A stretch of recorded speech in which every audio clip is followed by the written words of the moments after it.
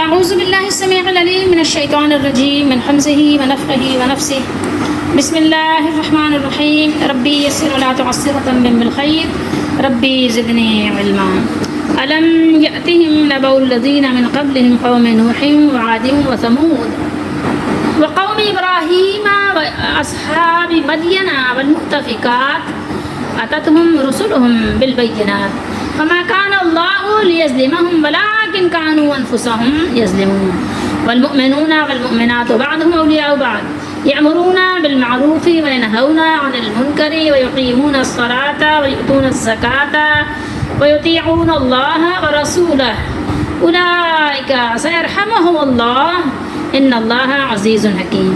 دو آیات مبارکہ ہیں 70 and 71 یعنی 70 اور 71. سورۃ توبہ ہے 10واں سپارہ ہے. آیات مبارکہ کا ربط دیکھیں تو آپ کو اندازہ ہوگا کہ پیچھے آپ یہ پڑھ چکے ہیں نا کہ اللہ تعالیٰ نے ارشاد فرمایا تھا کالذین من قبلکم، یعنی وہ لوگ جو تم سے پہلے تھے وہ بہت زور آور تھے، زمین میں بہت مضبوط بڑی قوت والے تھے اور بہت کثیر مال اور کثیر اولاد والے بھی تھے.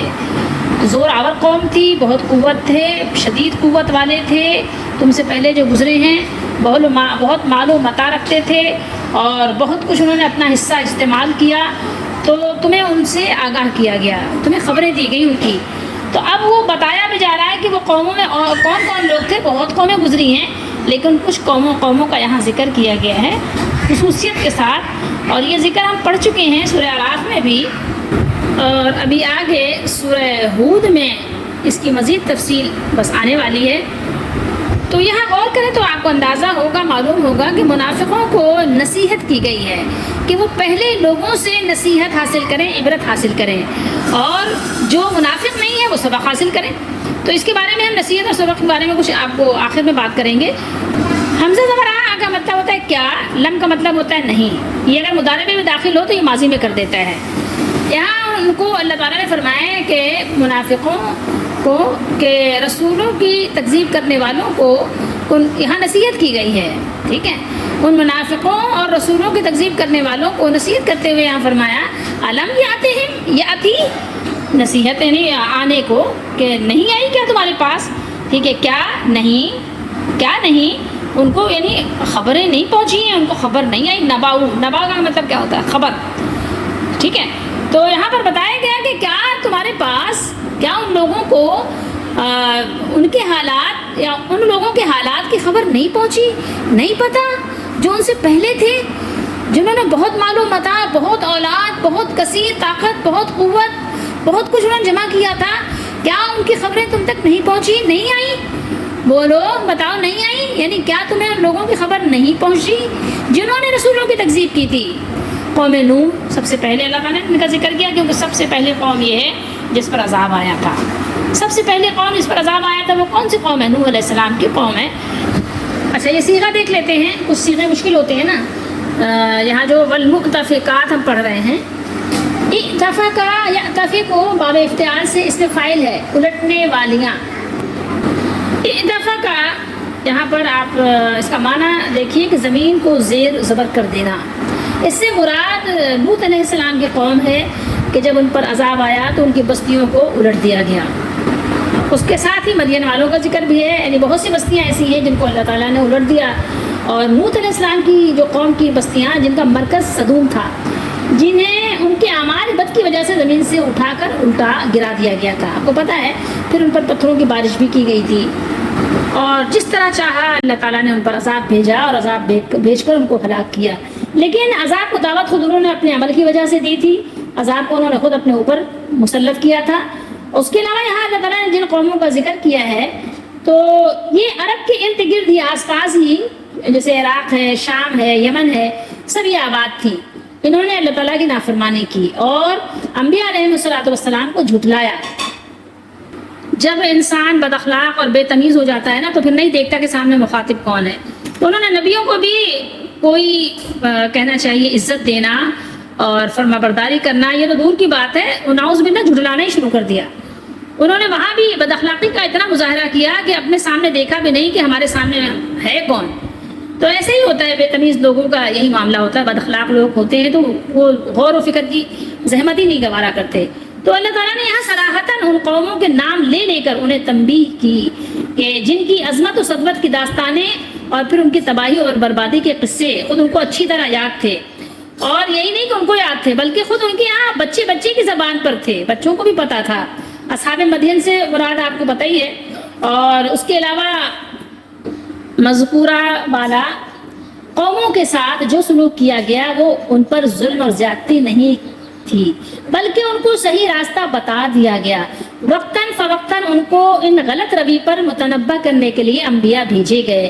آسمانی ہدایت کی روشنی ان کے سامنے حق و باطل کو نمایاں کرتی رہی, لیکن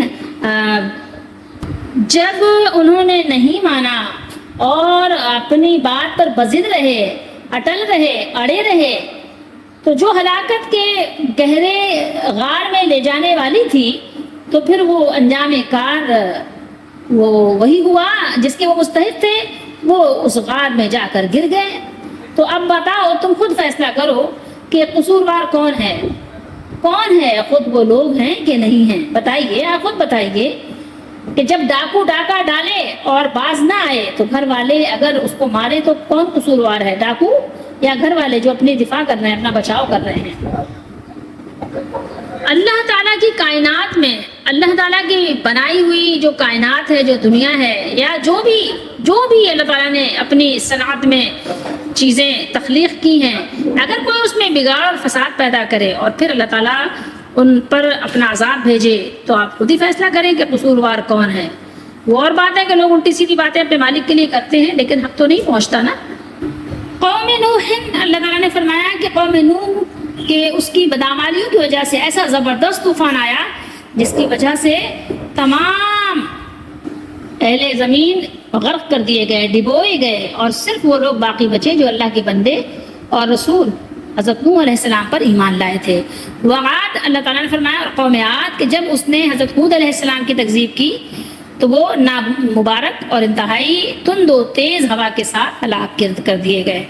اور سمود اور قوم سمود کہ جب اس نے حضرت صالح علیہ السلام کی تکذیب کی اور اونٹنی کو کاٹ پیٹ ڈالا تو زبردست چیخ اور چنگھاڑ سے ان کے دل پھٹ گئے. یہ قوم عاد جو تھی ان کی طرف جو نبی بھیجے گئے تھے ان کو ہود کہتے ہیں, قوم سمود جو تھی ان کی طرف جو نبی بھیجے گئے تھے ان کو صالح کہتے ہیں, اور نوح علیہ السلام کو تو اللہ تعالیٰ نے نام ذکر کر دیا ہے. وہ قوم ابراہیم, یہاں پر بھی اللہ نے بیان کیا کہ ابراہیم علیہ السلام کی اللہ تعالیٰ نے زبردست مدد فرمائی, اور قوم ابراہیم اور خلیل اللہ کس طرح اللہ تعالیٰ نے ان کی زبردست معجزات سے ان کو نوازا, سرفراز فرمایا. اور جو آپ کے مقابلے میں آئے تھے بڑے بڑے بادشاہ یا جو لوگ بھی تھے ان ملعونوں کو اللہ تعالیٰ نے ہلاک کر دیا. وہ اصحاب, اللہ تعالیٰ نے مدین کو فرمایا کہ جو مدین کے اصحاب تھے, رہائش پذیر لوگ تھے, یعنی حضرت شعیب علیہ السلام کی قوم, کہ ان کو آپ کہیں انہوں نے یعنی جو جھٹلایا تو کیا کیا اللہ نے, زلزلے اور صائبان کے دن کے عذاب سے تباہ و برباد کر دیا. والمؤتفقات, اور الٹی ہوئی بستیوں والے, یہ اگر آپ ٹوٹل کریں گے تو 6 قوموں کا اللہ تعالیٰ نے یہاں نام لے کر ذکر کیا ہے. 3 پیچھے پڑ چکے نا, یعنی نوح علیہ السلام, پھر قوم عاد, قوم سمود, 3 وہ ہو گئے, اور پھر ابراہیم علیہ السلام چوتھے, اور اصحاب مدین یہ 5واں ہو گیا. ٹھیک ہے, یہاں پر کون تھے, شعیب علیہ السلام تھے نا مدین میں. اور والمؤتفقات, یہ الٹی ہوئی بستیاں یہ ان کی تھیں, خصوصیت سے تو لوط علیہ السلام کی, اور ان کی رہائش بھی کہاں تھی, مدائن میں تھی. تو یہ ہو گئے. اور اس کے علاوہ والمؤتفقۃ اہوا سورہ نجم میں ہے, اور اسی نے الٹی ہوئی بستیوں کو کیا کیا, پٹک دیا, یعنی بے پٹخا. اور اس کے یہ معنی بھی بیان کیے گئے ہیں کہ اس نے ان کی مرکزی بستی یعنی صدوم کو تباہ و برباد کر دیا. مقصد یہ کہ اللہ تعالیٰ نے انہیں اپنے نبی لوط علیہ السلام کی تکذیب کرنے اور ایسی فحاشی کی وجہ سے جس کا ان سے پہلے دنیا میں کسی نے ارتکاب نہیں کیا تھا, ہلاک کر دیا تھا. اتتہم رسلہم بالبینات, ان کے پاس رسول پیغمبر کھلی نشانیاں لے کر آئے. نشانیوں سے مراد قطعی دلائل اور براہین ہیں, معجزات. فما کان اللہ لیظلمہم, اللہ تو ایسا نہیں تھا کہ ان پر ظلم کرتا، اللہ نے تو ایسا کچھ نہیں کیا کہ ان پر ظلم کیا ہو، ٹھیک ہے، اللہ کی یہ شان نہیں تھی کہ ان پر ظلم کرتے اللہ تعالیٰ. بات یہاں یہ ہو رہی ہے، تو انہیں ہلاک کر کے اللہ تعالیٰ نے ان پر کوئی ظلم نہیں کیا، کیونکہ اللہ تعالیٰ نے رسولوں کو بھیج کر اور تمام قسم کی جو نافرمانیاں ہیں ان سے منع کر دیا گیا، ان کو روکا گیا، اور پھر ان پر حجت قائم کر دی گئی تھی.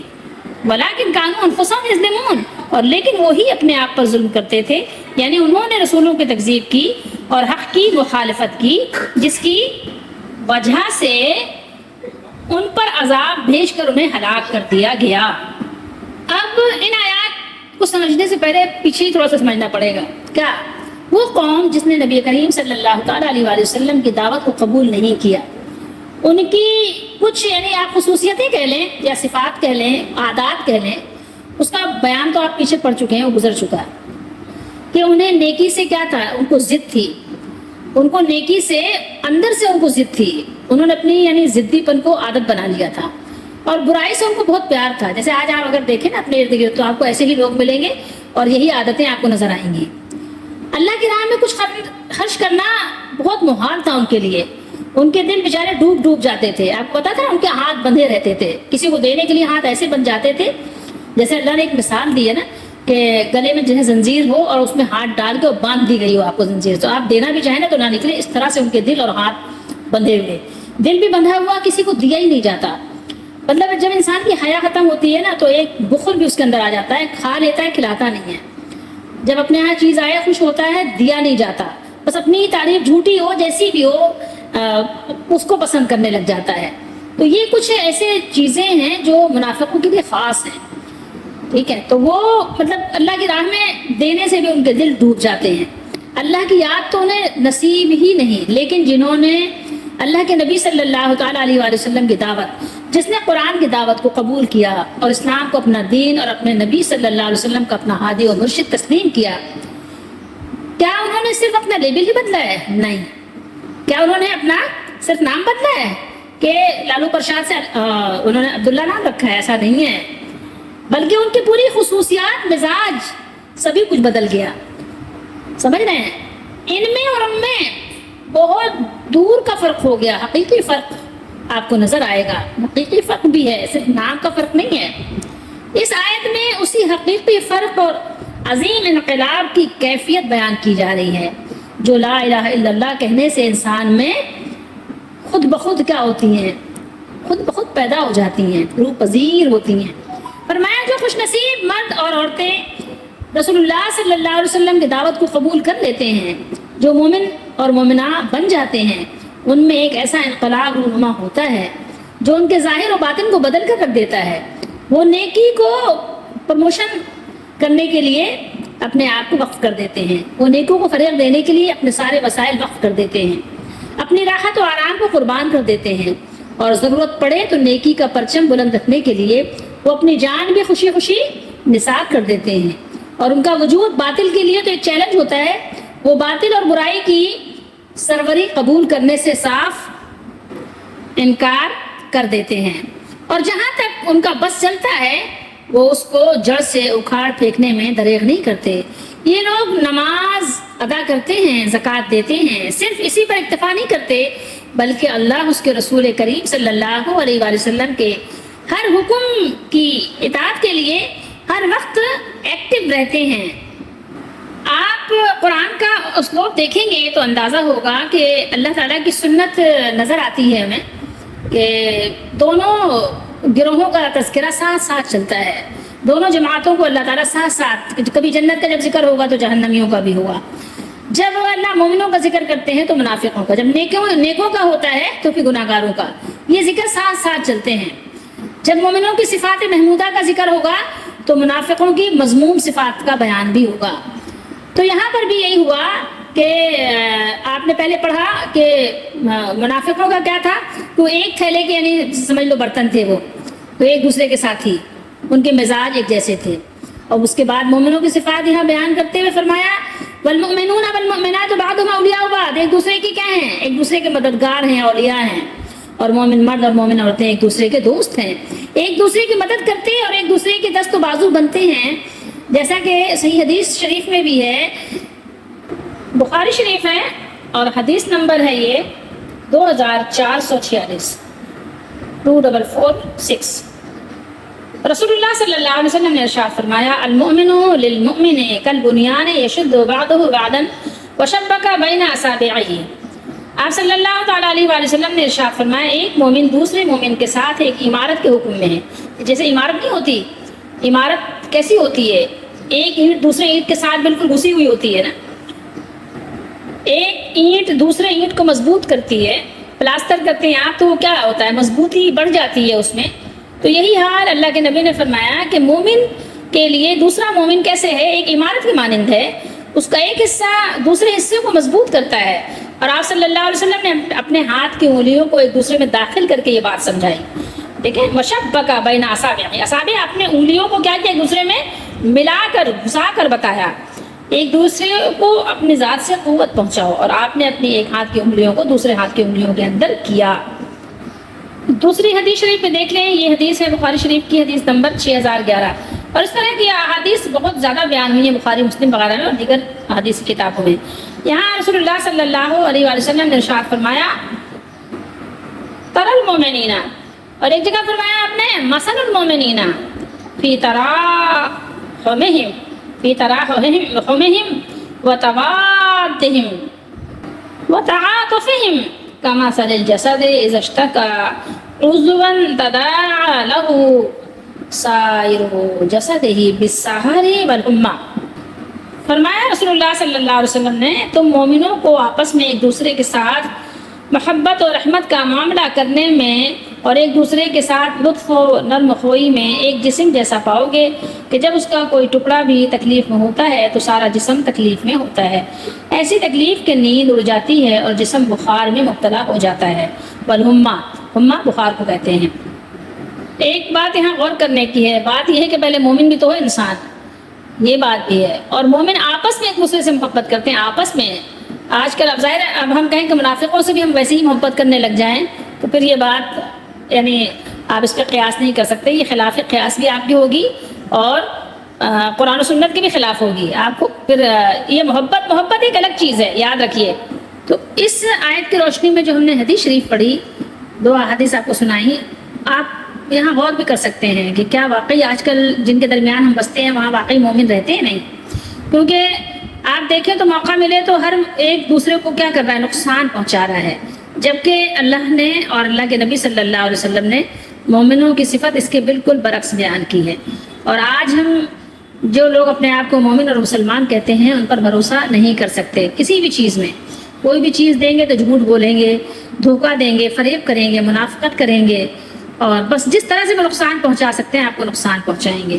کوئی بھی نقصان پہنچانے کا موقع وہ ہاتھ سے جانے نہیں دیتے۔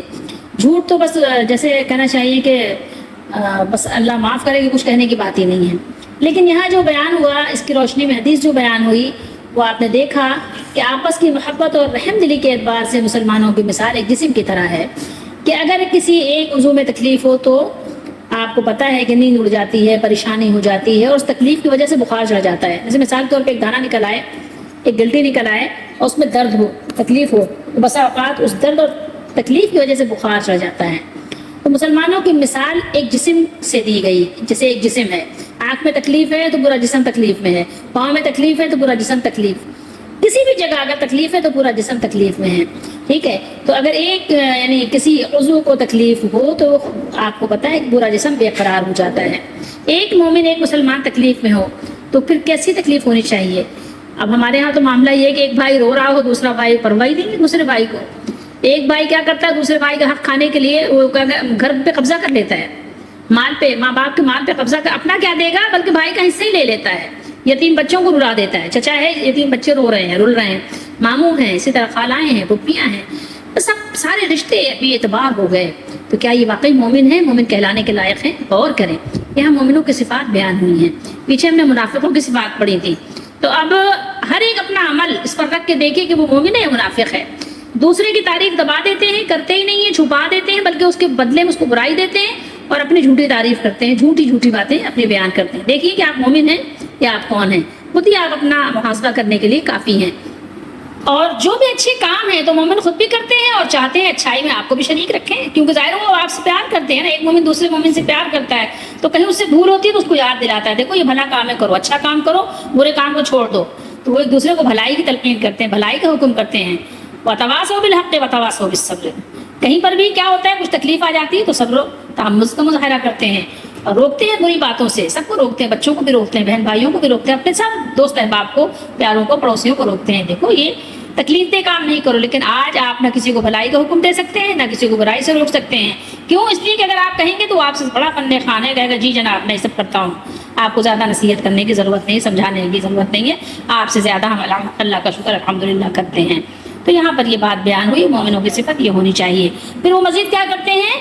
اور نماز قائم کرتے ہیں، نماز پڑھتے ہیں، نماز کا اہتمام کرتے ہیں، اور کیا کرتے ہیں؟ زکوٰۃ بھی دیتے ہیں، زکوٰۃ بھی دیتے ہیں۔ وہ اپنے مالک کی فرما برداری وفاداری تو کرتے ہی ہیں، لیکن اس کے مخلوق کے ساتھ بھی حسن سلوک کا معاملہ کرتے ہیں۔ وَيُطِيعُونَ اللَّهَ وَرَسُولَهُ، اور اللہ اس کے رسول کی اطاعت کرتے ہیں، جن باتوں کا اللہ نے حکم دیا ہے ان کی اطاعت بجا لاتے ہیں، اور جن سے منع فرما دیا ہے انہیں ترک کر دیتے ہیں۔ تو اللہ نے فرمایا اولئک سیرحمھم اللہ، یہی لوگ ہیں جن پر ان قریب اللہ تعالیٰ رحم فرمائیں گے، یعنی جن میں یہ صفات ہوں گی وہ یقیناً اللہ تعالیٰ کی رحمت کے مستحق ہوں گے۔ اللہ تعالیٰ نے فرمایا ان اللہ عزیز، بے شک اللہ نہایت غالب ہیں، جو اس کی اطاعت کریں اسے عزت عطا فرما دیتے ہیں، کیونکہ عزت اللہ کی ہے اور اس کے رسول کی اور مومنوں کی۔ حکیم، بڑی حکمت والے ہیں، مومنوں کی یہ صفات عطا فرمانے اور منافقوں کو مذکورہ بالا صفات عطا کرنے میں وہ حکمت بالا ہے، کیونکہ اللہ تعالیٰ کے تمام افعال ہی حکمت پر مبنی ہیں۔ سیرحمہم اللہ، سین یہاں پر تاکید اور مبالغے کے لیے ہے، یعنی اللہ تعالیٰ ان پر ضرور اپنی رحمت فرمائیں گے، ضرور، کوئی شک نہ کرے۔ یہ آیت مبارکہ تمام مسلمانوں کو سبق دے رہی ہے کہ آپ دیکھیں کہ اللہ تعالیٰ نے منافق مردوں کا پیچھے ذکر کیا، یہاں اللہ تعالیٰ نے یعنی اچھے لوگ جو ہیں مومنوں کا، ان کا ذکر کیا، ان کی بری عادتوں کا ذکر کیا، اہل ایمان کی خصال حمیدہ کہہ لیں، خصال حمیدہ کا ذکر کیا، جو یعنی قابل مدح تعریف والے کام۔ تو یہ سب ایک دوسرے کے دوست ہیں، اولیاء ہیں، محبت رکھنے والے ہیں، ایک دوسرے کی مدد کرنے والے ہیں۔ تو اب آپ بتائیے کہ کیا کوئی شخص صاحب ایمان ہے ایسا کہ جو آپ اپنے لیے اچھا پسند کریں اور اپنے بھائی کے لیے پسند نہ کریں؟ کیا پھر بھی آپ مومن ہو سکتے ہیں؟ سوچئے تھوڑی دیر کے لیے۔ مومن تو وہ ہے جو اپنے لیے اچھائی کو پسند کرے، دوسرے کے لیے بھی وہی پسند کرے۔ اور مومن تو ایک عمارت کی طرح ہے، مومن تو ایک جسم کی طرح ہے۔ تو سوچئے، ایک دوسرے کو سہارا دیتے ہیں، ایک دوسرے کے دکھ میں دکھی ہو جاتے ہیں، ایک دوسرے کی خوشی میں خوش ہوتے ہیں، ایک دوسرے کے دکھ میں بے چینی محسوس کرتے ہیں۔ مومن ایک دوسرے کے لیے عمارت کی طرح ہیں، ایک جیسے اینٹ ہے دوسرے اینٹ کو سہارا دیتی ہے۔ کیا آپ بھی ویسے ہی ہیں یا آپ دوسروں کو نقصان پہنچا رہے ہیں؟ اب آپ خود آپ اپنا میجرمنٹ کریں، آپ خود اپنا تجزیہ کریں، دوسروں کون کرے؟ دوسرے کو کیا پتا کہ آپ کیسے ہیں؟ دوسرے تو بس جب آپ معاملہ کرتے ہیں بھی پتہ چلتا ہے، آپ زیادہ اپنے آپ کو بہتر جانتے ہیں۔ ہم میں اگر یہ عادات نہیں ہے تو ہمیں آج سے ہی توبہ کر کے ان عادات کو اختیار کرنا چاہیے، تاکہ ہم پر بھی اللہ تعالیٰ اپنی رحمت فرمائیں، کیونکہ اللہ تعالیٰ عزیز بھی ہیں اور اللہ تعالیٰ حکیم بھی ہیں۔ اور اللہ تعالیٰ کا جو یعنی عزیز ہونا، غالب ہونا، اس کا جو غلبہ ہے وہ ایسے ہی نہیں ہے کہ جیسے دنیاوی بادشاہوں کا غلبہ ہوتا ہے للٹپ، جس پہ خوش ہو گئے تو بس اس کو نواز دیا، جس سے ناراض ہو گئے تو بس اس کے ساتھ ظلم و زیادتی پہ اتر آئے۔ نہیں، اللہ تعالیٰ کمال حکمت والے ہیں، اللہ تعالیٰ کے ہر کام میں حکمت ہوتی ہے۔ بلا وجہ کسی پہ نہ ہی اللہ تعالیٰ اپنا اطاعت نازل کرتے ہیں، بلا وجہ کسی کو اللہ تعالیٰ عذاب نہیں دیتے، بلا وجہ اللہ تعالیٰ کسی کو ذلیل و رسوا نہیں کرتے، اور نوازشات جو ہوتی ہیں وہ بھی اللہ تعالیٰ کے وعدے کے مطابق ہوتی ہیں۔ اگر آپ نے جو اللہ تعالیٰ سے عہد کیا ہے اس پر پورے اتریں گے تو اللہ تعالیٰ بھی آپ سے کیے وعدے کو پورا فرمائیں گے۔ یہ ایسے مقام پر ہمیں دعا بھی کرنی چاہیے کہ اللہ تعالیٰ ہمیں ایسی قوم ہونے سے بچائے، ایسی قوموں میں شامل ہونے سے، شمار ہونے سے بچائے جن پر اللہ کا عذاب نازل ہوا یا جن پر اللہ کا عذاب نازل ہوتا ہے۔ اللہ نے بتا دیا کہ دیکھو ان پر جو عذاب آیا یا جس پر بھی عذاب آتا ہے تو وہ بلا وجہ نہیں ہوتا، یہ عذاب ان کے ظلم کی وجہ سے آتا ہے، اور عذاب کا وہ شکار بلا وجہ نہیں ہوتے۔ تو دیکھیے کہیں میں اور آپ تو اس کا شکار نہیں ہو رہے ہیں کہ اللہ تعالیٰ کے عذاب کے مستحق بنا رہے ہو اپنے آپ کو۔ تو ہمیں بھی یہاں پر توبہ بھی کرنا چاہیے، دعا بھی کرنی چاہیے، اور اپنے مالک کو راضی کرنے کے لیے فکر مند رہنا چاہیے۔ اور ایک چیز اور بھی غور کریں کہ دیکھیں کہیں اپنے گھر والوں کے لیے، اپنے خاندان والوں کے لیے، اپنے محلے والوں کے لیے اور اپنے مومن اور مسلمان بہنوں بھائیوں کے لیے، دوست احباب کے لیے، کیا واقعی ہم دوست احباب ہیں؟ کیا واقعی ہم ایک دوسرے کے معاون و مددگار ہیں؟ کیا واقعی ہم ایک دوسرے کے اولیاء اور غمخوار ہیں، یا ہم ایک دوسرے کے لیے بے چینی کا باعث بنے ہوئے ہیں؟ سوچئے تھوڑی دیر کے لیے۔ آج تو ہمارا حال یہی ہے کہ ہم تو بے چینی کا باعث بن گئے ہیں۔ ہم تو وہ اینٹ بن گئے ہیں کہ ایک نکلی تو بس اس کے بعد دوسری بھی نکلی اور پھر تیسری بھی نکلی، پوری عمارت کو ہی کمزور کر دیا۔ سوچئے قرآن کی روشنی میں بھی اور حدیث شریف کی روشنی میں بھی۔ ہمارے تو نمازوں کا بھی کچھ پتہ ہی نہیں ہے، کیسی نماز پڑھتے ہیں، اور جو پڑھتے بھی ہیں تو رسول اللہ صلی اللہ علیہ وسلم کی سنت کے مطابق نہیں پڑھتے، صحابہ کرام کے سکھائے ہوئے طریقے کے مطابق نہیں پڑھتے، بلکہ وہ نماز پڑھتے ہیں جو دیکھا تھا شروع سے کہ وہ ہمارے بڑے پڑھتے آئے ہیں، ہم بھی اسی طریقے سے بس اٹھک بیٹھک کرنے لگ گئے۔ کچھ نہیں پتا کیا پڑھتے ہیں، کیسے پڑھتے ہیں، کیوں پڑھتے ہیں، کچھ پتا نہیں، بس ایک رسم تھی ادا کی اور یہ جا اور وہ جا۔ ایک چیز اور بھی یہاں غور کرنے کی ہے، وہ یہ ہے کہ جو منافقوں کی دوستی ہوتی ہے نا، وہ کسی نہ کسی غرض پر مبنی ہوتی ہے، اسی لیے وہ عارضی رہتی ہے، بس تھوڑی سی ناراضگی ہوئی دوستی ختم۔ لیکن جو مومنین کی دوستی ہوتی ہے وہ اللہ کے لیے ہوتی ہے، وہ قائم دائم رہتی ہے، ہمیشہ باقی رہتی ہے، ہر حال میں وہ دوستی رہتی ہے، مالدار ہوں پھر بھی، غریب ہوں پھر بھی۔ ایک بھائی بہت مالدار ہے، ایک بھائی بالکل غریب ہے، لیکن دونوں ایک دوسرے کے کیا ہیں؟ ولی ہیں، دونوں ایک دوسرے کے غمخوار ہیں، دوست ہیں، کیونکہ اللہ کے لیے ہے نا، غرض اپنی تو کوئی ہے ہی نہیں۔ اگر لیکن دنیا کی غرض کی وجہ سے ہے تو جب وہ غرض پوری ہوئی دوستی بھی ختم، ٹائم فش۔ تو یہ ساری چیزیں ہمیں غور کرنی چاہیے، اور اللہ تعالیٰ ہمیں توفیق دیں کہ ہم سنت کے مطابق اپنی زندگی گزاریں۔ اب ہم ایک چیز دیکھتے ہیں کہ جو پچھلی آیت ہے، آیت نمبر 70، اس میں ہمارے لیے بڑا اچھا خوبصورت سا سبق ہے اگر ہم سبق لیں تو، لیکن بڑے افسوس کی بات ہے کہ کوئی بھی قوم دوسرے قوم سے، کوئی بھی فرد دوسرے فرد سے، اور کچھ بھی لوگ دوسرے لوگوں سے سبق نہیں لیتے جب تک کہ خود نہیں بھگتتے، خود نہیں جھیلتے، یہ نہیں کہ دوسروں کو دیکھ کے سیکھ لیں۔ تو یہ قرآن میں اللہ تعالیٰ نے جو پچھلی قوموں کے اور پچھلے انبیاء علیہ والسلام کے یعنی امتیوں کے جو واقعات بیان کیے ہیں، یہ اسی وجہ سے ہیں کہ ہم سبق لیں۔ لیکن کوئی بھی قوم دوسری قوم سے سبق نہیں سیکھتی، اور کیوں نہیں سیکھتی؟ اس کی وجہ یہ ہے کہ جب ہوگا تو دیکھا جائے گا۔ بھائی جب ہوگا تو دیکھا نہیں جائے گا، جب ہوگا تو پھر بھگتنا پڑے گا، پھر تو جھیلنا پڑے گا، پھر کیا دیکھیں گے؟ تو دیکھنا یہ ہے کہ ہمیں سبق لینا ہے، پچھلی قوموں سے سبق لینا ہے۔ اس لیے اللہ تعالیٰ نے یہاں پہ قصہ گوئی، داستان سرائی نہیں کی کہ پچھلی قوموں کو آپ کو واقعات سنائے ہیں، یہاں عبرت کے لیے اور سبق کے لیے ہے۔ بروں کے عمل دیکھیں تو کیا کریں؟ عبرت پکڑیں، اور جو ابھی ہم نے آیت نمبر 71 میں پڑھا ہے، نیکوں کے عمل دیکھیں تو سبق حاصل کریں، اس میں ہمارے لیے سبق ہوتا ہے۔ بروں کی برائی میں عبرت پکڑیں کہ اگر دیکھیں ہم نے یہ برائی کی تو ہمیں بھی پھر یہی ہوگا۔ یہ دیکھیے خبریں آئی ہیں، اللہ نے کیا فرمایا؟ کیا نہیں آئی خبر تمہارے پاس؟ کیا اگلوں کی داستان نہیں سنائی گئی؟ تمہیں بتایا نہیں گیا؟ تمہارے پاس ان کی خبریں نہیں آئیں؟ علم کیا نہیں آئی خبریں تمہارے پاس؟ نبأ الذین من قبلہم، وہ قومیں جو تم سے پہلے گزر چکی ان کی خبریں نہیں آئیں؟ ان کو اللہ تعالیٰ نے کیسے کیسے مارا ہے، کیسے کیسے ان کو سزائیں ملی ہیں، کیا بلا وجہ ملی ہیں؟ جب ان کی کوئی رشتہ داری نہیں تھی اللہ تعالیٰ سے، وہ بڑے تن و من تھے، بڑی قوت والے تھے، بہت زیادہ مال و اولاد رکھتے تھے، تو جب ان کے ساتھ یہ معاملہ ہوا تو پھر تم کیا چیز ہو؟ 4 فٹ 5 فٹ 6 فٹ کے جسم کو کیسے بچاؤ گے اللہ کی ناراضگی سے؟ تو عبرت پکڑو، عبرت پکڑنی ہے۔ فائدہ جب یہ ہے کہ دوسروں کو دیکھ کے سیکھ لو، اور اگر آپ نے خود ہی وہی سارے عمل دہرا دیے، ریپیٹ کر دیے، جب ریپیٹیشن ہوگی تو پھر عذاب بھی ویسے ہی دہرایا جائے گا۔ سوچئے تھوڑی دیر کے لیے، یہ ہے آپ کے لیے مقام غور۔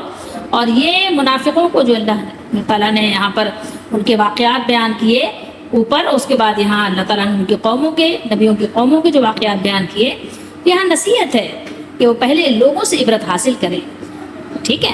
عبرت حاصل کریں، نصیحت حاصل کریں۔ تو یہی اسی لیے یہاں پر پہلے سوال کیا، ایک سوالیہ انداز سے پوچھا کہ کیا ان لوگوں کے پاس وہ خبریں، وہ حالات کی خبر ان کو پہنچی نہیں؟ جو پہلے لوگ تھے تم سے، تو کیوں نہیں پہنچی تمہیں؟ کیوں نہیں تم نے پڑھا؟ کیوں نہیں سیکھا؟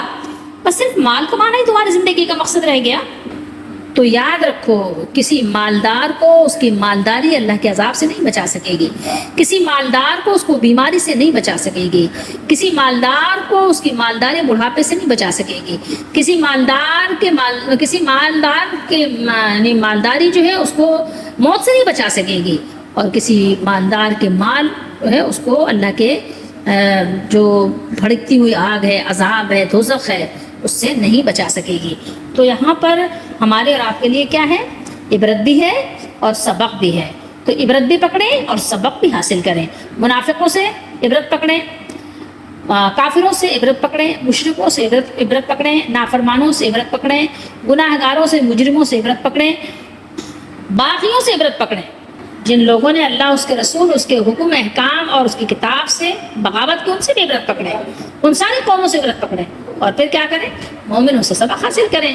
اور اللہ خیر جو ہے صلاح میں ہے. نماز پڑھیں، زکوٰۃ ادا کریں، اللہ کا حق ادا کریں، بندوں کے حقوق ادا کریں اور سیدھے سیدھے ہنستے ہنستے آسانی کے ساتھ جنت میں داخل ہو جائیں. اللہ ہماری دستگیری فرمائیں، ہماری مدد فرمائیں.